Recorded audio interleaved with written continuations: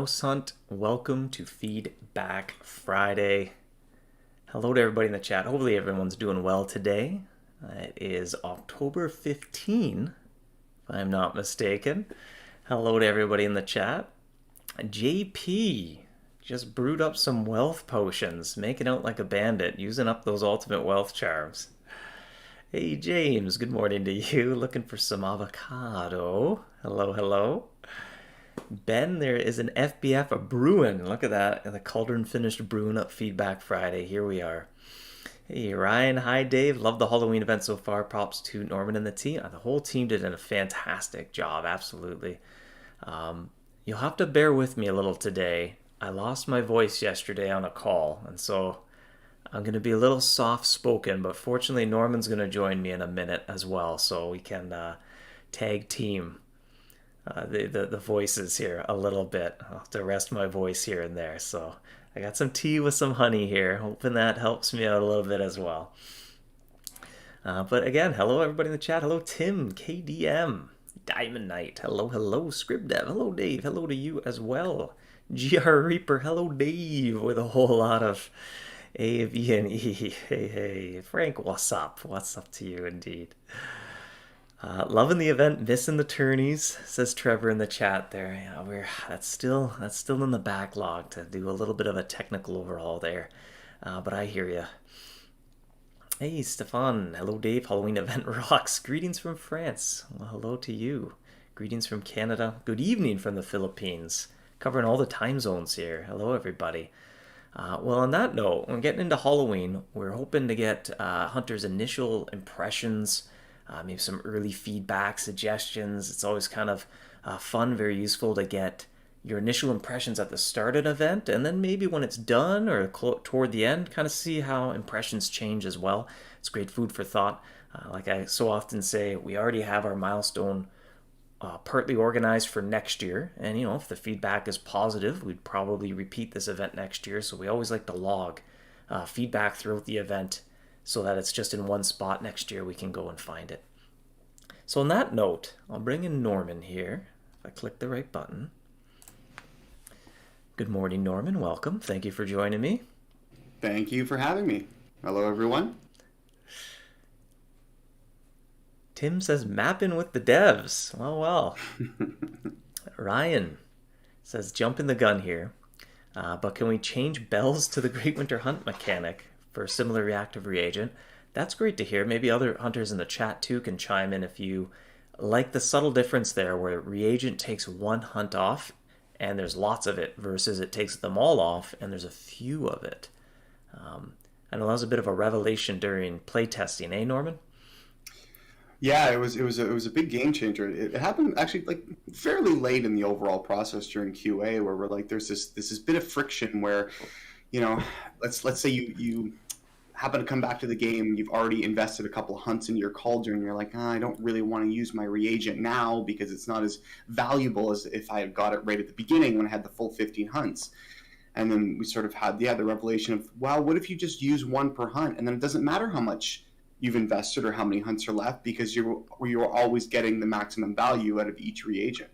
And it just completely changed the way reagent is used, and I think it was for the better, and I can totally see how that would be a great addition to the golems as well, right?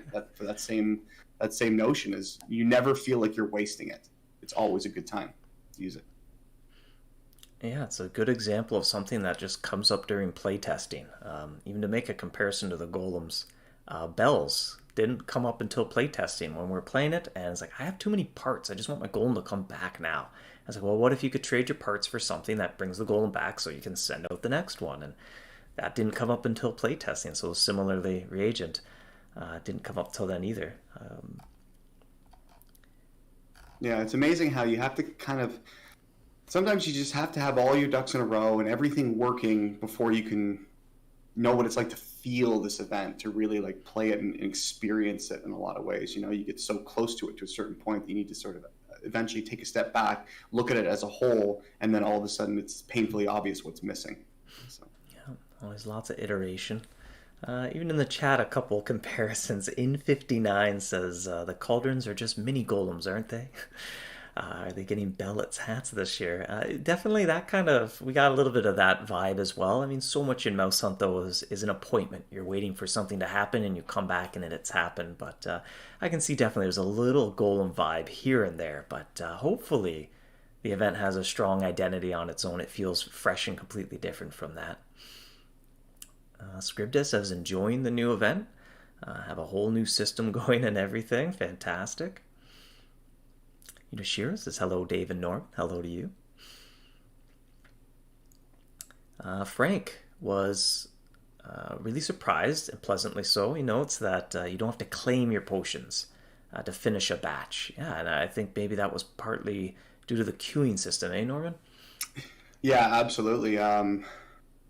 Yeah, I think that was an important addition because, especially because you're brewing cheese, right? It's not like, with the golems, you're getting back a bunch of resources, and when you get them back is less important, right? Rather than the fact that you're just getting them. But with the cheese, you can time your cauldrons just right that a cauldron can finish right as you're running out of cheese. So if you don't have to worry about claiming it, it just fills in the slot, and you can just keep on hunting. Like if you happen to be AFK and you're getting passive hunts. So that was a really big thing. And especially, part of the motivation for that was, like while you're asleep, right? Is that the whole queuing system came from that sort of idea of like, well, what happens if you go to sleep and you've only got 2 hunts left and you're like, I'm going to end up with empty cauldrons overnight and that's going to be a shame. Well, now we've got this queuing system that makes it so you can plan ahead and every hunt counts towards your goal. And the fact that there's no claiming means that you can just keep hunting. Cheese comes in and you can immediately start using it and nothing is wasted, so it was a decision based on efficiency. I know during playtesting I had a unique sense of satisfaction if I could time it so that I had 10 hunts left on my cauldron and 10 pieces of cheese left, and it's like, oh, it's going to auto reload for me. There's something satisfying about synchronizing that.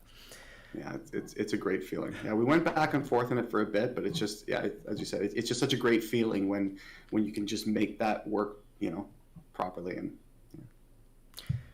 John mentions here about the boiling cauldron trap and just going a few hours without seeing a potion.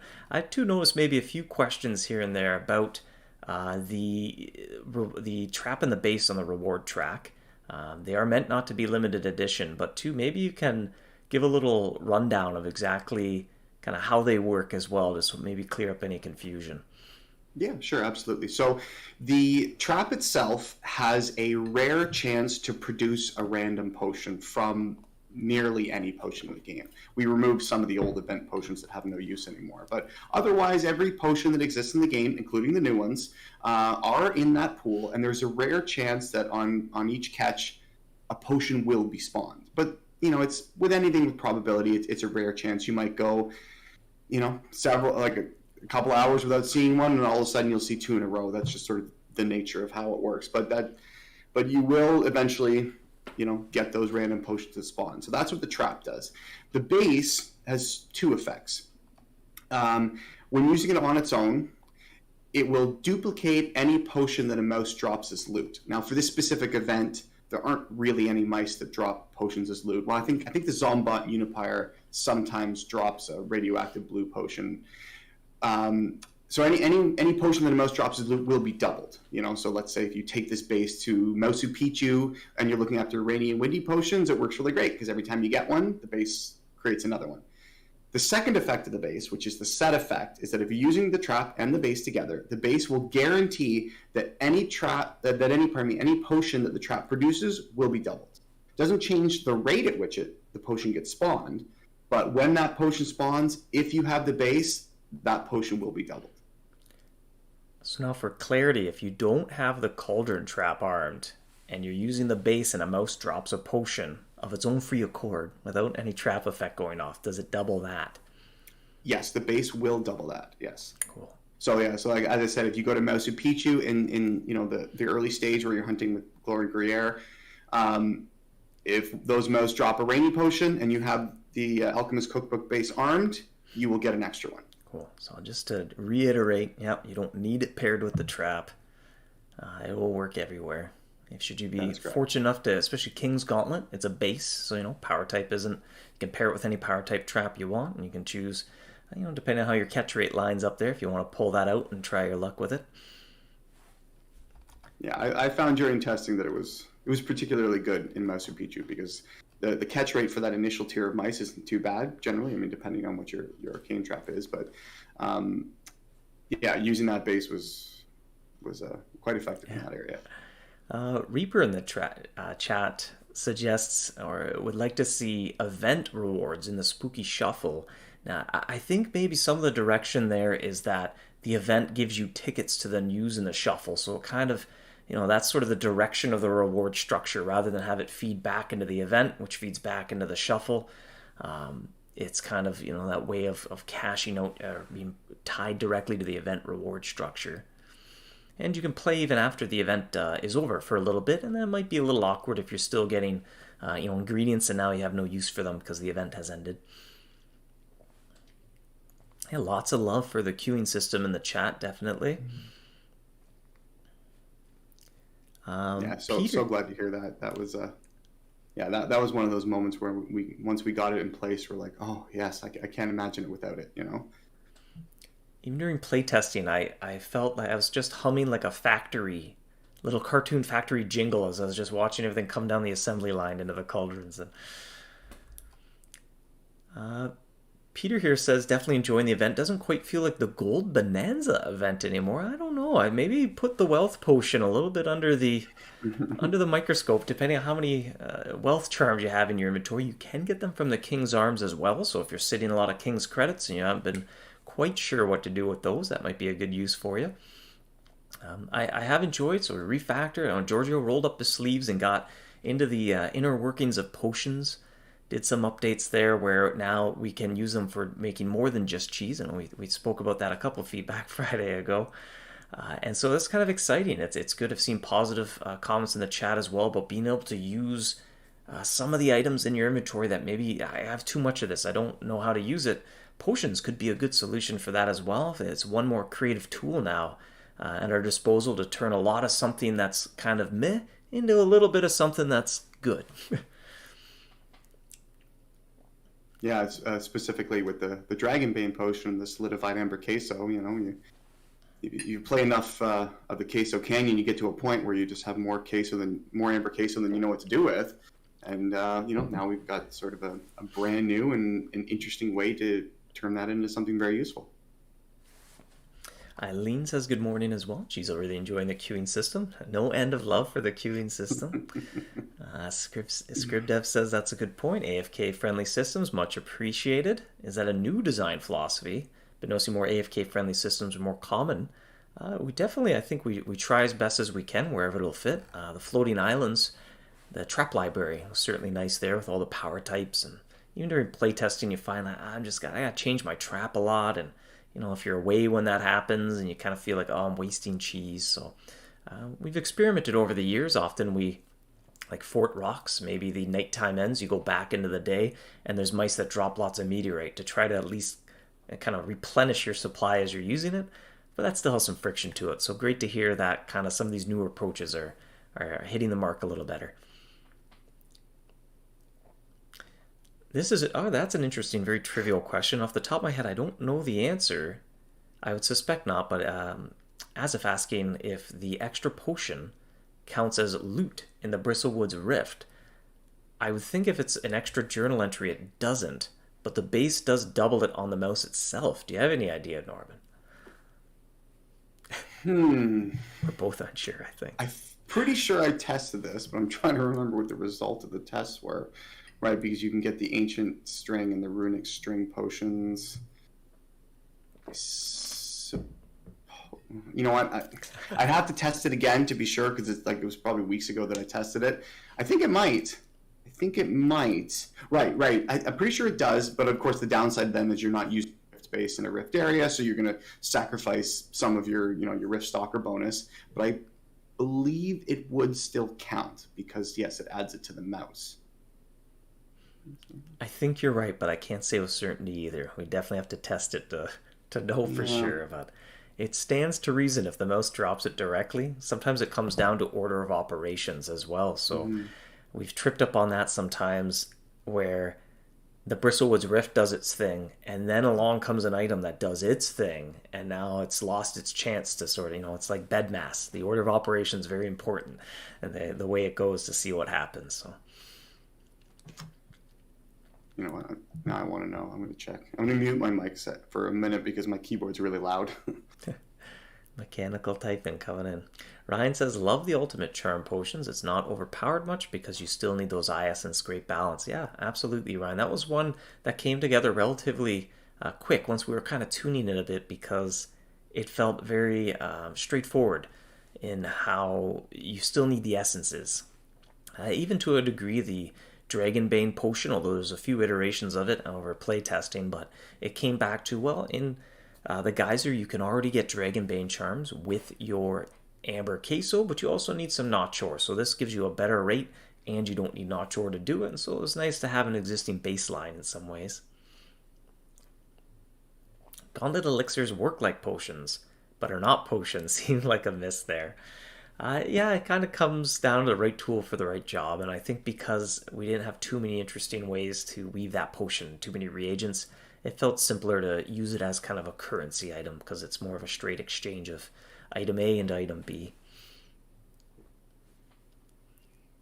Galen says, good morning. I'm forgetting that I could have upgraded my wealth charms while Ronza was here. Well, hey, take some comfort in that all the potions that you buy from the apothecary, they are not removed after the event. You can hold on to them for as long as you want. So if you buy wealth potions now, they don't have any expiry. Their shelf date seems pretty good. I don't know what's in the potion, or the cork must be extra airtight there. So you can hold on to them. You can upgrade your charms later. You can make use there. You might have to do a little bit of napkin math to know exactly how many wealth potions you're going to want to buy. Eileen says the maps are awesome too. Lots of love for the maps. Great to hear. Yeah, any event where you can target different mice easily, I feel like it's a great fit for maps. The Winter Hunt with the decorations works well. Even the birthday, moving around to the different rooms as well. So we've tried to do that as best we can, especially with the events having so many mice now. If you have them all at the same time, they're all kind of rare. So I tested it. The base actually does drop it separate mouse, so it does not count in the. Oh, I think you cut out just a little bit there, Norm. So yeah, it's probably just a connection thing. So the base actually adds the potion as a separate journal entry. When it duplicates, you will get a separate sliver entry in the journal. So that does not count to the Bristlewood's Rift, because it's not actually adding it to the mouse. It's adding it separately. So quick travel over to the Bristlewood's Rift. Christopher, please adjust ingredient drop rate. Make it so we get more ingredients from mice instead of 1 or 3. Make 3, 5 in all ingredients, and extend the event by another week. Well, it is always tricky. It's good to hear feedback. It's sometimes it's hard tuning exactly the pace of everything. We did play through things quite a bit though, so completing the reward track, it shouldn't be too big of a challenge, and especially making it to where you get all the unique stuff. Like that final skull might be a challenge depending on how much hunting you do, but that was something we were paying close attention to, was how many hunts does it take to complete the reward track. I will say though, make sure that you have a cauldron brewing some evil extract, or don't leave it all to the last minute, because you can almost think every mouse drake you have, that's one hunt of brewing you need to do. So you definitely want to kind of keep that coming down the assembly line and move that reward track forward. Yeah, I like to try to weave them in whenever I can. It's a delicate balance, and that's actually one of the interesting things about the event, in my opinion, is the resource management of knowing when to have the cheese in the cauldrons and when to have when you can afford to have the extract in the cauldron. Just sort of that delicate balance. But yes, try to weave them in whenever you can. You'll thank yourself later. Lynn has a non-Halloween question about the King's Cart selling spice leaves, but they require dragon shards. Yeah, that is a little bit of an awkward loose end from another event. I think during the Spring Egg Hunt, actually, you can still get dragon shards. It's when you smash a dragon shard egg. So we just needed a spot, and ideally we'd have maybe its own custom interface with the item. You click it and it opens up a little conversion, but Kind of didn't have time to do that. So the King's Arms was a little bit of a catch-all.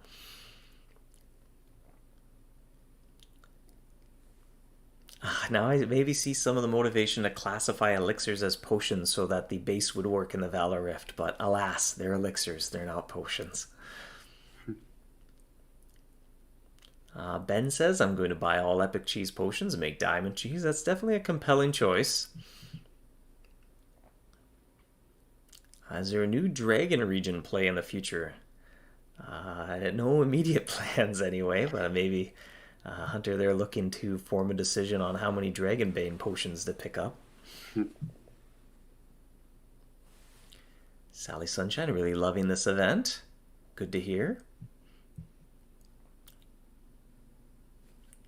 Tim asking, how much essence is needed with the ultimate potion? Well, there is a way to see that in game. Norm, maybe you can elaborate, make sure people know how to see what the potions do even before you own one. Yeah, so if you haven't yet, if you click on the cauldron, this is either browser or mobile, if you click on a cauldron, you'll open up the recipe book. And in the recipe book, you'll see two tabs. One is for the cheese, which gives you all the details about the cheese you can brew. It shows you which mice they attract and what it costs, and you can brew directly from there. The other tab is a shop tab, and in there you can look at every single potion that is available to purchase with the evil extract. And when you click on one, you can see everything that it does. So on the left side, you'll have a list of potions, and on the right side, I'm speaking of browser right now. On the right side, you'll have all the different conversions you can do. So you can just click on the ultimate potion from the recipe book, and it'll show you exactly what you need. Yeah, and this usually never goes well here, but I'll show on my phone. In stunning high resolution of a phone on camera here, but when you click the cauldron, you can get to that shop tab. And again, if you're just joining, bear with me. I lost my voice yesterday, so I'm kind of smooth jazz, soft-spoken Dave this morning. Yeah, I feel like I can... I noticed that when the stream first started, I'm like, oh, we're going for a different tone today. Yeah. We'll play some smooth jazz on the way out here, and we'll just start your day nicely. Jonathan says, I like that I can cancel brews and queues with no penalty. Hey, cancel brews and queues. I think during playtesting, was there a lot of queue a brew? Was maybe Franco, that was his motto, wasn't it? Yeah, kind of. I mean, yeah, that was a couple of reasons. I mean, one, because there is strategy involved in changing the order of things, right? It's like all of a sudden, like let's say you've got an evil extract in the queue about to come up in a couple of hunts, but now all of a sudden you've just got enough ingredients to brew the cheese that you need. So you know what? You want to rearrange those because you need the cheese first. So you might want to take the extract out and put the cheese in and then put the extract back inside. And I think it's really important that players have the ability to do that themselves. They're like, you know what, I've changed my mind. I want to reorder things. You shouldn't be penalized for that. Now, you can remove from the queue as well. And, technically you will lose any hunts that you haven't, invested in the brew. So in the case of the screenshot we're looking at here, there's 5 hunts left in those cauldrons. You can still cancel them right now. And, the 10 hunts that you put into them, but you get all the ingredients back. And there might be situations where that could be useful to you. You're like, you know what, I need it now. And if you don't want to use reagent or you've run out of reagent, then option. But yeah, we wanted people to be able to truly manage their brews and queues themselves and not have to resort to writing to support and oh, I clicked this by accident. Can I get my stuff back? You have full autonomy to be able to change things around and change your mind, and that was a really important aspect of the event. We wanted people to have that control.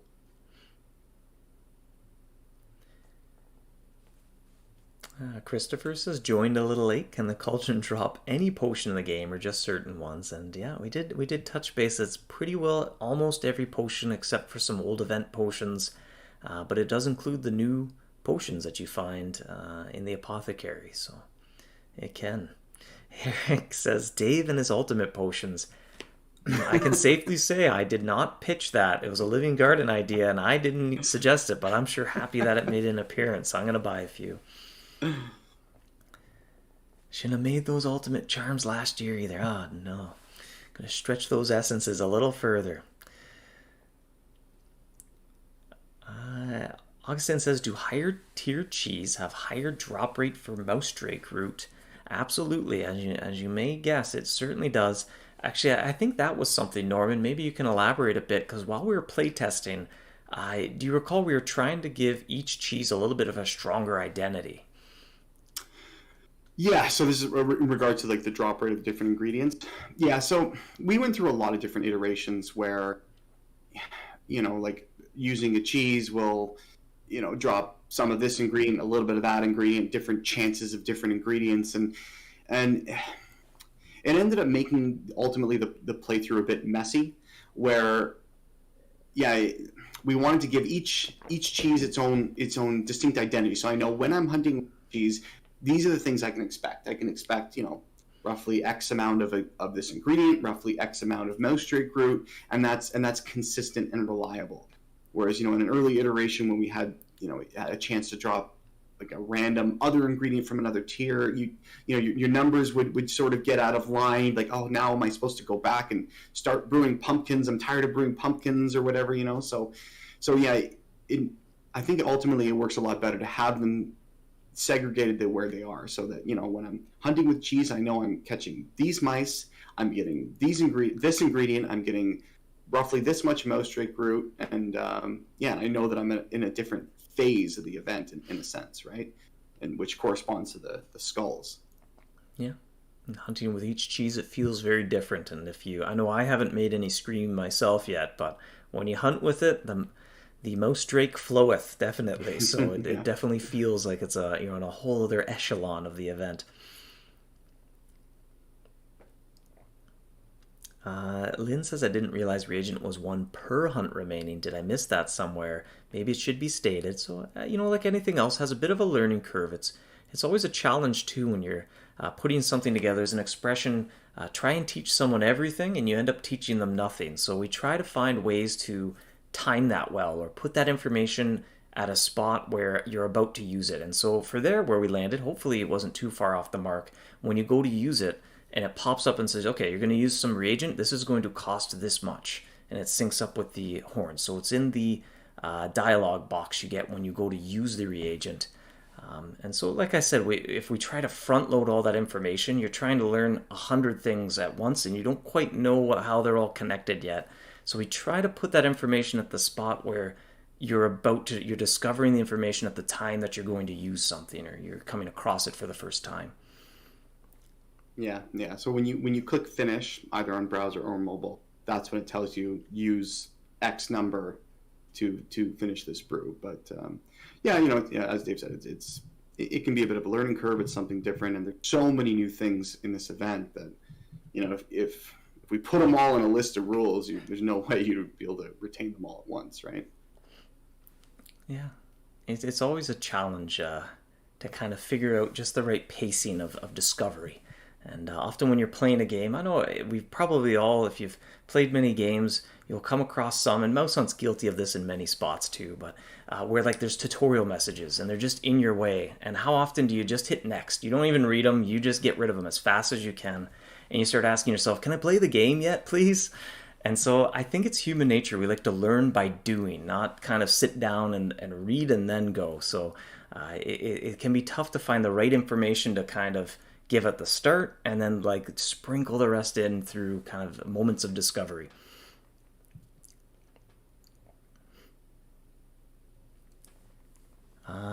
Some questions on how to cancel a brew. So I think there's only one way to go about that, eh, Norm?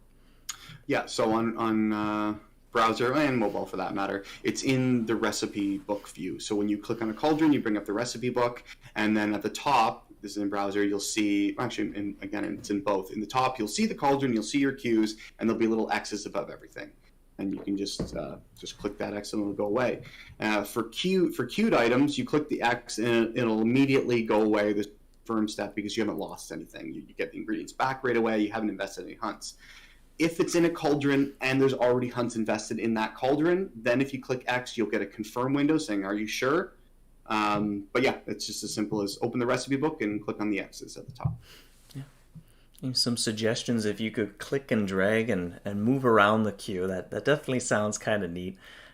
It was tough. It was a little ambitious actually to kind of pull this off. The idea we were iterating on different Halloween ones. I think we mentioned even on the previous Feedback Friday. We had the Ghost Ship event like 90% prepped just in case. We were kind of a little nervous whether there was time to finish everything. So we definitely had to pick our battles very carefully on kind of where we're going to go. But that's an interesting suggestion for next year. Although, again, you can accomplish that by canceling your queue and re-adding it. Just a few more clicks, but you do get your stuff back when you cancel, like Norman just mentioned. So that's good to know. You don't have to. There's no penalty to canceling something that you've queued.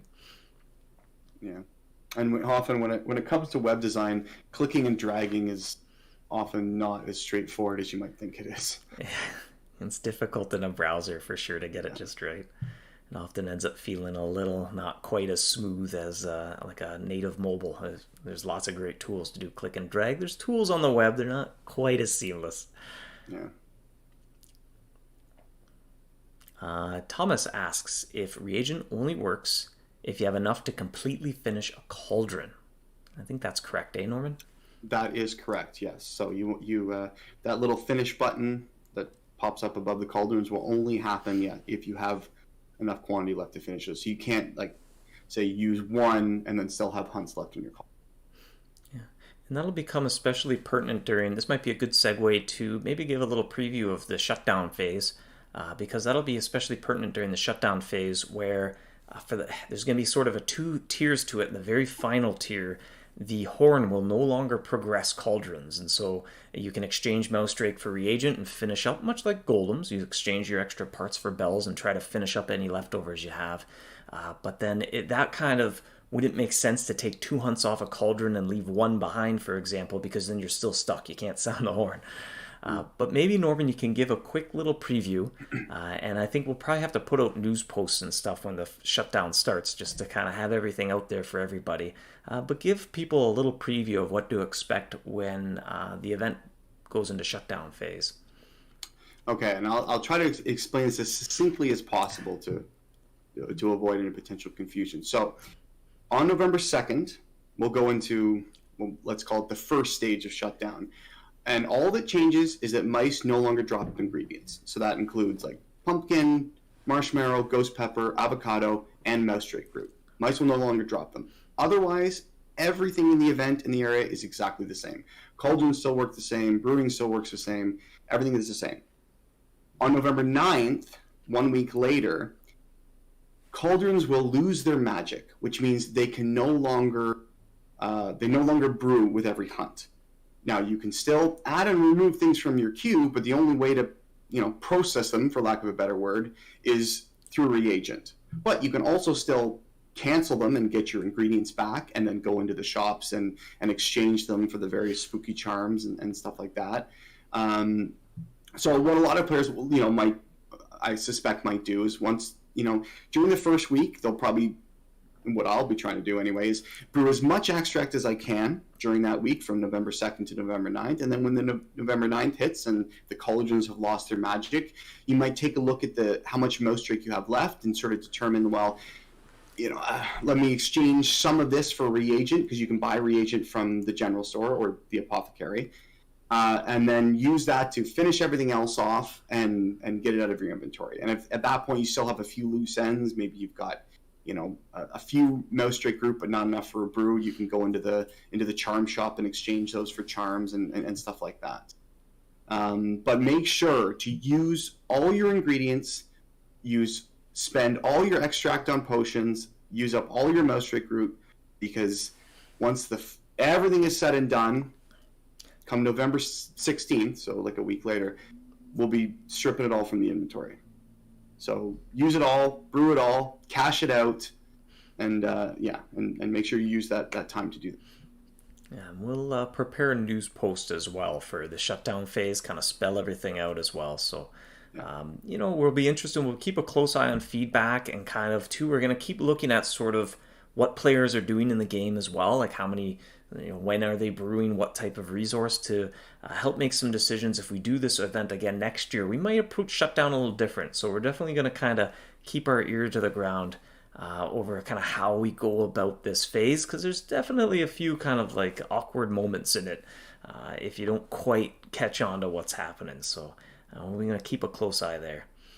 Yeah, so I see a couple of questions to address. So Ashley says, will things like reagents still be available on the marketplace at that point? Can we buy it with gold to cash out? So yes, reagent will still be available on the marketplace. It'll also still be available in the premium store and, of course, in the general store of the environment. So during that final week of November 9th to November 16th, you will still be able to have access to reagent from those 3 different ways.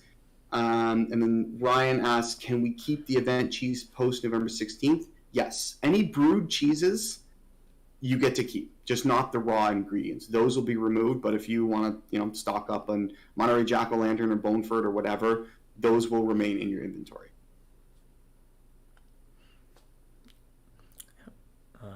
Diamond asks if the Cursed Skulls have an expiration date, or can we use them next year? So that was one of the changes we made as well. And that was in the news post as well, Norman, but can confirm they will not expire. Yes, I was very pleased to make that change. Yeah, Cursed Skulls can now just be, you can hang on to them just like you would a Chrome treasure chest or a lightning treasure chest or that kind of thing, and open them when you need them. Or crush them when you need them in that case. Yeah, lots of suggestions on kind of how we can borrow some things and maybe add them to the winter hunt. We'll see what we can do. And some of the challenges of the winter hunt having the golem format repeated for a few years, it can be tricky to add things to it, but we'll definitely kind of pencil down some notes, see what we can do, but it might be a challenge, I suspect.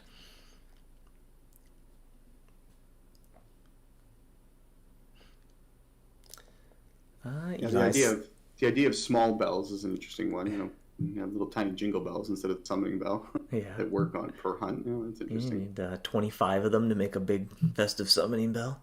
Eli kind of feedback on the other side says it seems very similar to the Great Winter Hunt golems. The uniqueness of Halloween events like the maze and the ghost ship feels like it was lost. Yeah, fair enough.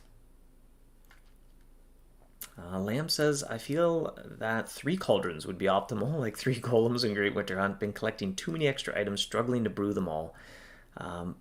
Well, I definitely keep moving forward, and always remember you can trade Mouse Drake for reagents. So as you use higher tier cheese, that's going to give you more Mouse Drake, and just don't be shy to exchange it in the shop. How much you exchange might be a little different for everyone based on their kind of hunting preferences and how much hunting they're doing, kind of how many maps you're doing and what have you. But definitely anytime you feel like I have more than I know what to do with, go to the general store, buy 50 reagent and do some insta brewing, and all of a sudden you kind of clear everything out. You got your backlog cleared out, and everything will just kind of flow a little bit better if you try that out. Hey Norm, definitely while playtesting, there's lots of spots where you kind of get in an imbalance, but hopefully we found something you can do to correct that at every stage that you feel like something's out of balance. Yeah, that was the goal anyway, because that's the balance is a big part of the gameplay, right? Is getting all your resources to work in the most efficient way, depending on what your opinion of what that is, and your queue times, your brew times, and having it all sort of work. And so we tried to give players the tools to do that, and and hopefully it worked out. But that was a big part of playtesting is making sure, like, can I get myself out of this tight spot using the tools that I've been provided? And if the answer is yes, then I'd call that a success. Cool.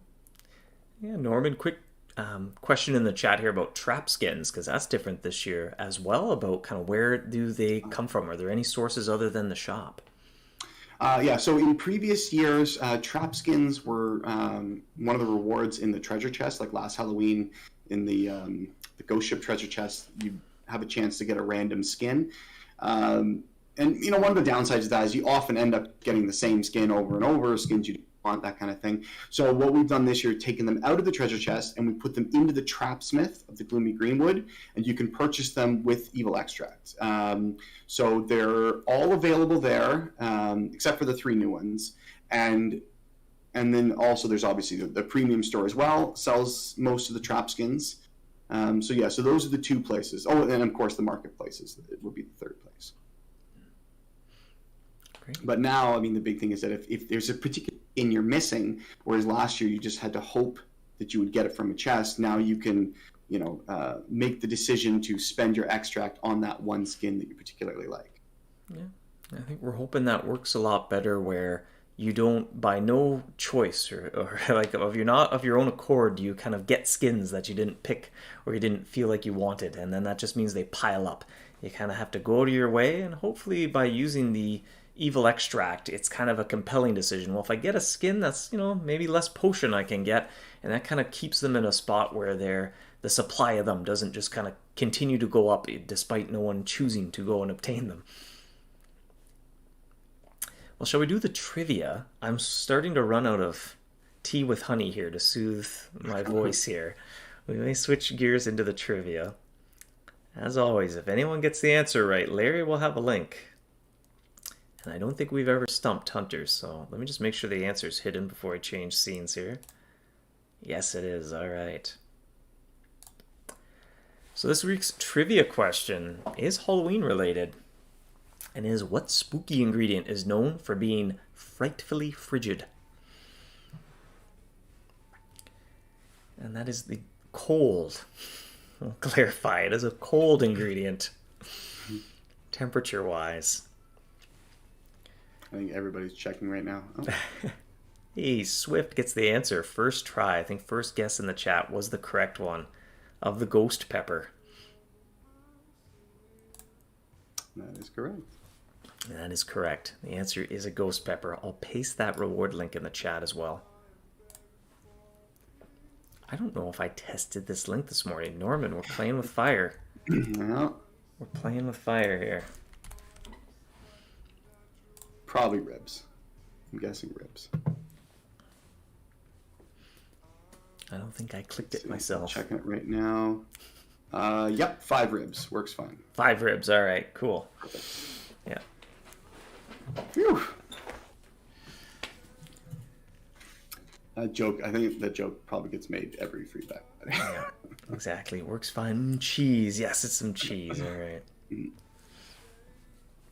On that topic as well, I mean, we've been kind of keeping an eye on what hunters have been brewing, and I think it would change over time, but so far there's been 175,344 batches of Monterey Jack cheese, or Monterey Jack-o'-lantern, I should say, brewed. That's quite a lot of brewing. It'll be interesting to see as time goes by how quickly the Scream starts going up. There has not been very much Scream brewed so far. I'm not in that club myself. There's only been 2,781 cauldrons have brewed up some Scream cheese so far.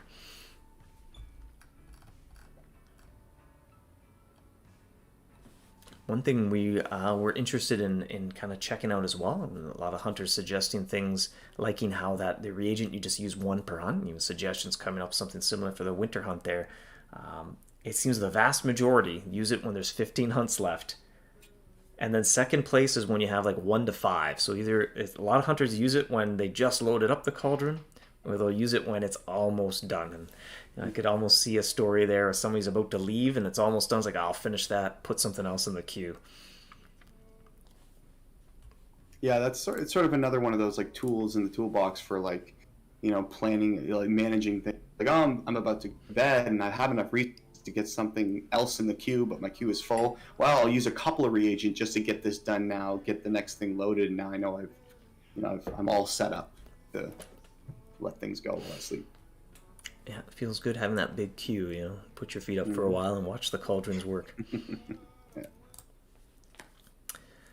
Well, I think we're going to wrap things up, hunters, for this week Feedback Friday. I think it's probably Jacob will join you next week, unless I'm sorely mistaken. I can't check the calendar. I don't think he's off or anything, so it'll probably be Jacob joining us for art, or joining you for an art edition of Feedback Friday next week.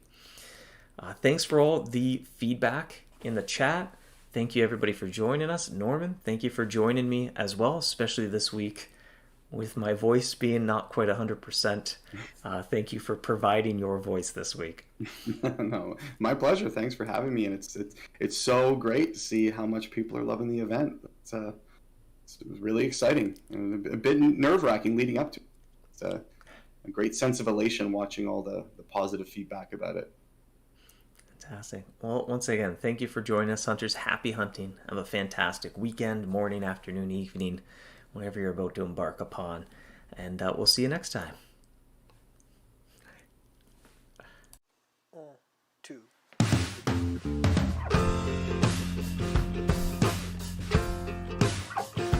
You're a trap, don't seem to mind it. You attract me, I'm a mouse, you're a cat. I don't seem to mind it. Soft and furry, oh, and just when I think I'm safe, snap. Turns out I'm never safe, snap. Just when you think you're safe, snap.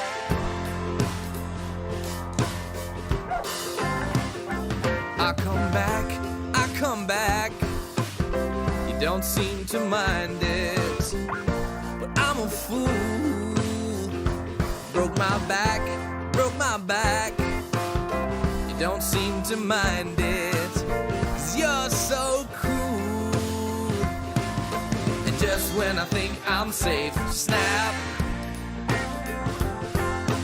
Turns out I'm never safe, snap. Ooh. And just when you think you're safe, snap. Turns out I'm never safe.